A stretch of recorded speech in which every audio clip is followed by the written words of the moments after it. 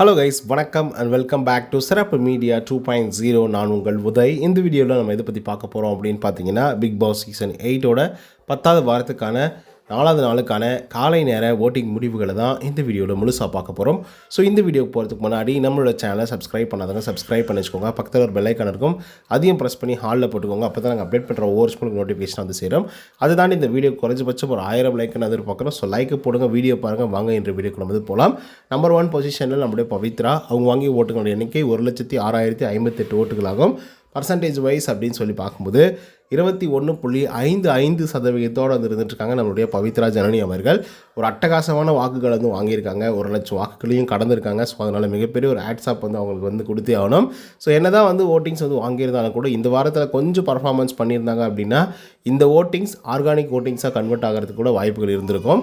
அதுக்கடுத்து 2வது பொசிஷனில் நம்முடைய சௌந்தர்யா அவர்கள் இருந்திருக்காங்க. அவங்க வாங்கிய ஓட்டுகள் எண்ணிக்கை அப்படின்னு சொல்லி பார்க்கும்போது 95,061 ஓட்டுகளாகும். பர்சன்டேஜ் வைஸ் அப்படின்னு சொல்லி பார்க்கும்போது 19.32% வந்து இருந்துகிட்ருக்காங்க நம்மளுடைய சௌந்தர்யா அவர்கள். ஸோ சௌந்தர்யாவை பொறுத்தவரையிலையும் அட்டகாசமான ஒரு வாக்குகள் வந்து வாங்கிட்டு இருக்காங்க. பவித்ரா கிட்ட ரொம்ப கம்மியான வாக்குகள் வாங்குறாங்களே அப்படிங்கிறது மட்டும்தான் ஒரு சின்ன வருத்தம் வந்து இருந்துகிட்ருக்கு. பட் இருந்தாலும் இந்த வாரமும் அவங்களுடைய கேமை சூப்பராக சிறப்பாக வந்து பண்ணிகிட்ருக்காங்க. எந்த இடத்துலலாம் வாய்ஸ் அவுட் பண்ணுமோ எல்லா இடங்களையும் வாய்ஸ் அவுட் பண்ணியிருக்காங்க. அதுக்கடுத்த 3வது பொசிஷனில் ஜாக்லின். அவங்க வாங்கிய ஓட்டுகளோட எண்ணிக்கை 50,169 ஓட்டுகளாகும். பர்சன்டேஜ் வைஸ் அப்படின்னு சொல்லி பார்க்கும்போது 10.19% வந்து இருந்துகிட்ருக்காங்க நம்மளுடைய ஜாக்லின் அவர்கள். ஸோ ஜாக்லினை பொறுத்தவரையிலும் நம்ம பெருசாக எதுவுமே சொல்கிறதுக்கு வந்து இல்லை. ஏன்னா அவங்க வந்து திடீர்னு வந்து இன் ஆகுறாங்க, திடீர்னு அவுட் ஆகுறாங்க, திடீர்னு வந்து காணாமல் போயிடுறாங்க, திடீர்னு வந்து கண்டென்ட் கொடுக்குறாங்க. ஸோ அந்த மாதிரி தான் வந்து இருந்துகிட்ருக்கு. பட் இருந்தாலும் பரவாயில்ல, ஓரளவுக்கு நல்ல வாக்குகள் வந்து வாங்கியிருக்காங்க இந்த வாரத்தை பொறுத்தவரையிலையும். பாதிக்கு பாதி அப்படின்னு வந்து சொல்லலாம்.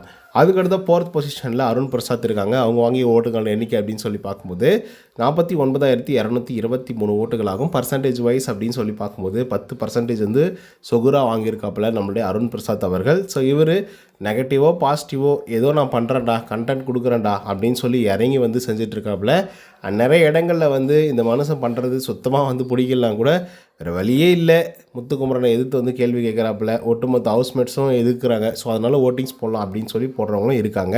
அண்ட் நிறைய பேர் வந்து அருண் பிரசாத்தை லைக் பண்ணுறவங்களும் இருக்காங்க.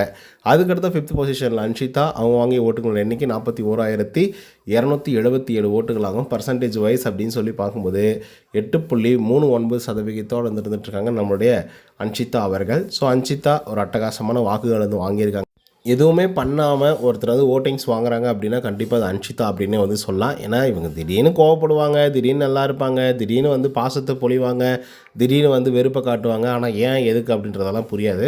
பட் இருந்தாலும் ஏதோ ஒன்று பண்ணுறாங்க. அதுக்கடுத்த 6th பொசிஷனில் சத்யா. அவங்க வாங்கிய ஓட்டுகள் எண்ணிக்கை 39,941 ஓட்டுகளாகும். பர்சன்டேஜ் வைஸ் அப்படின்னு சொல்லி பார்க்கும்போது 8.12% வந்து இருந்துகிட்ருக்காங்க நம்மளுடைய சத்யா அவர்கள். சத்யாவுக்கு எப்படி இவ்வளோ ஃப்ளக்சுவேஷன் வருது அப்படின்றதே புரியல. இந்த மனுஷன் வந்து ஓட்டிங்ஸ் வாங்குறாரா இல்லை மற்றவங்கெல்லாம் இவரை விட கம்மியாக வாங்குறாங்களா அப்படின்னு எனக்கு வந்து தெரியல. ஏன்னா திடீர்னு வந்து 6வது பொசிஷனுக்கு வராரு, 7வது பொசிஷனுக்கு வந்து போகிறாரு, திடீர்னு 8வதுக்கு போகிறாரு, திடீர்னு பார்த்தா மறுபடியும் 6வதுக்கு வராரு, என்னென்னு புரியல. அதுக்கடுத்த சத்யாவை தொடர்ந்து 7வது பொசிஷனில் ரயான். அவர் வாங்கிய ஓட்டுகளோட எண்ணிக்கை 39,667 ஓட்டுகளாகும். பர்சன்டேஜ் வைஸ் அப்படின்னு சொல்லி பார்க்கும்போது 8.06% வந்து இருந்துகிட்ருக்காரு நம்மளுடைய ரயான் அவர்கள். ஸோ இவரை பற்றி நம்ம பெருசாக சொல்ல வேண்டியதில்லை. ஏன்னா நம்ம ஒவ்வொரு தடவையும் சொல்கிறது ஒன்று தான், நல்ல பிளேயர் தான். என்ன கொஞ்சம் சேர்க்க சரியில்லாமல் ஆரம்ப காலகட்டத்திலே கொஞ்சம் அப்படி இப்படி போயிட்டாரோ அப்படிங்கிற மாதிரி வந்து தோணிட்டு இருந்தது. ஸோ அதன் காரணமாக இப்போ ஓரளவுக்கு பரவாயில்ல, நல்லா வாய்ஸ் அவுட் பண்ணி வந்து பேசுகிறாரு. பட் இருந்தாலும் மக்கள் வந்து அதை ஏற்றுக்க மாட்டேங்கிறாங்க. அதனால தான் கம்மியான வாக்குகள் வாங்குறாரு. அதுக்கடுத்து 8வது பொசிஷனில் விஜய் விஷால். அவர் வாங்கிய ஓட்டுகள் எண்ணிக்கை 38,614 ஓட்டுகளாகும். பர்சன்டேஜ் வைஸ் அப்படின்னு சொல்லி பார்க்கும்போது 7.85% வந்து இருந்துகிட்ருக்கார் நம்மளுடைய விஜய் விஷால் அவர்கள். ஸோ இவரை பற்றி நம்ம பெருசாக சொல்ல வேண்டியதே இல்லைங்க. இவர் வந்து டாப்பில் இருந்தார். இப்போ வந்து பார்த்திங்க அப்படின்னா மண்ணு கவி கீழே வந்து வந்துட்டுருக்காப்புல. ஸோ இதுக்கான ரீசன்ஸ் எல்லாமே உங்களுக்கே நல்லாவே புரிஞ்சிருக்கும். ஏன் வந்து இவ்வளோ தூரம் வந்து கம்மியான வாக்குகள் வந்து வாங்கியிருக்காரு அப்படின்னு சொல்லி. ஸோ இவர் வந்து பார்த்திங்கன்னா ஒரு பெஸ்ட் எக்ஸாம்பிள். எதுக்காக அப்படின்றத லேட்டராக சொல்கிறேன். அதுக்கு முன்னாடி தர்ஷிகா 9வது பொசிஷனில் 32,144 ஓட்டுகள் வாங்கி 9வது பொசிஷனை பிடிக்கிற தர்ஷிகா அவர்கள். பர்சன்டேஜ் வைஸ் அப்படின்னு சொல்லி பார்க்கும்போது 6.52% வந்து இருந்துகிட்ருக்காங்க நம்மளுடைய தர்ஷிகா. ஸோ நான் இது விஜய் விஷாலை பற்றி நான் சொல்லணும் அப்படின்னு பார்த்திங்க அப்படின்னா இவர் வந்து ஒரு பெஸ்ட் எக்ஸாம்பிள். இதுக்கப்புறம் வரக்கூடிய சீசன்களாக இருக்கட்டும், இல்லை இதுக்கு முன்னாடி இருந்த சீசன்களாக இருக்கட்டும். ஏன்னா யாருனாலையும் டாப்பில் வந்து போகலாம், யாருக்குனாலையும் மக்கள் சப்போர்ட் அப்படிங்கிறது வந்து கொடுப்பாங்க. ஆனால் அந்த மக்கள் சப்போர்ட்டை நம்ம எவ்வளோ தூரம் தக்க வச்சுக்கிறோம் அப்படிங்கிறது தான் ரொம்ப ரொம்ப முக்கியம். ஒவ்வொரு வாரமும் அதை தக்க வைக்கிறதுக்கு நம்ம என்ன பண்ணிகிட்ருக்கோம் அப்படிங்கிறதும் ரொம்ப ரொம்ப முக்கியம்.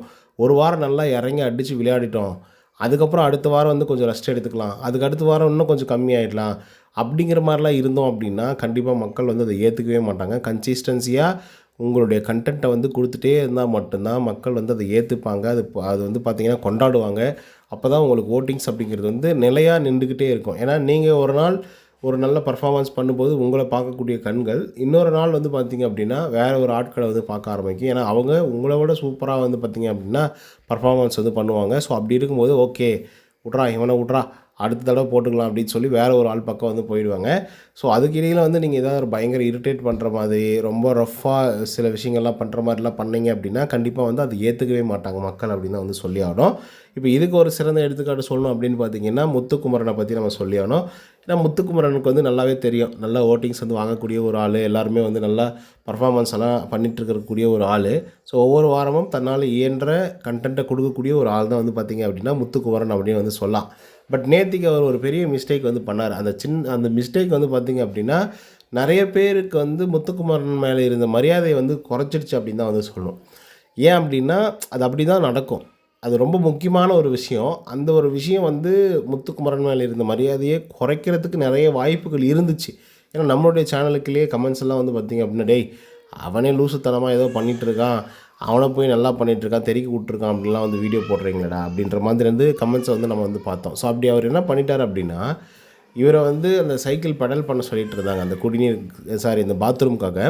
ஸோ அப்படி பண்ணும்போது இவர் காலில் வந்து பண்ணுறது, கையில் சுற்றி விட்டு அழகாக ஜாலியாக வந்து வேடிக்கை பார்க்குறது, ஸோ இந்த மாதிரிலாம் நிறைய விஷயங்கள் வந்து பண்ணிகிட்டு இருக்கும்போது திடீர்னு பிக் பாஸ் வந்து வச்சார் ஒரு பெரிய ஆப்பு.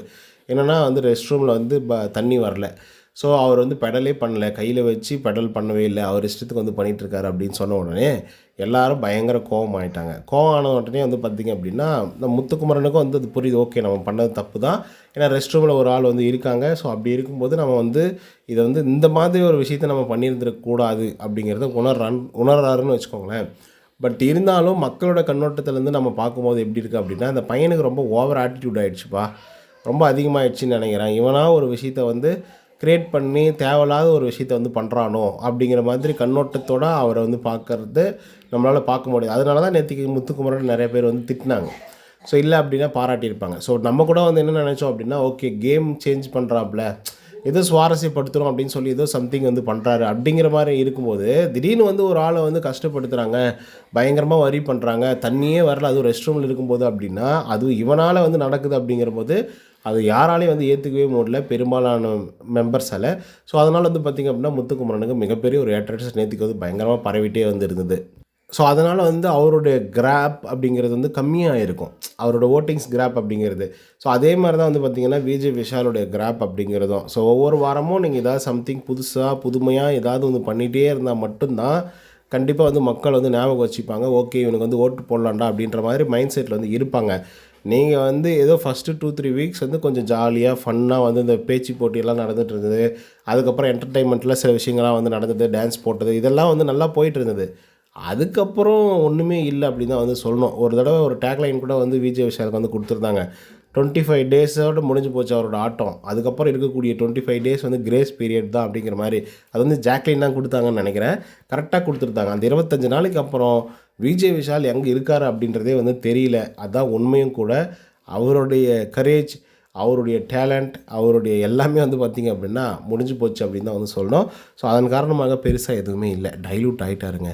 ஒருத்தர் வந்து டாப்பில் இருந்துட்டு அப்படியே கீழே வர்றது அப்படிங்கிறது எவ்வளோ மோசமான விஷயம் தெரியுமா? கீழேருந்து மேலே போகிறது கூட பரவாயில்ல, ஆனால் மேலேருந்து கீழே வர்றது அப்படிங்கிறது வந்து ஏற்றுக்கவே முடியாது. அதுக்கு ஒரு உடந்தையாக இருந்தது வந்து தர்ஷிகா, அதுக்கப்புறம் அன்ஷிதா, இவங்களுடைய முக்கோண காதல்கள். திரும்ப திரும்ப பேசினாலே அவங்கள பற்றி தான் நம்ம பேசிக்கிட்டே இருக்கணும்.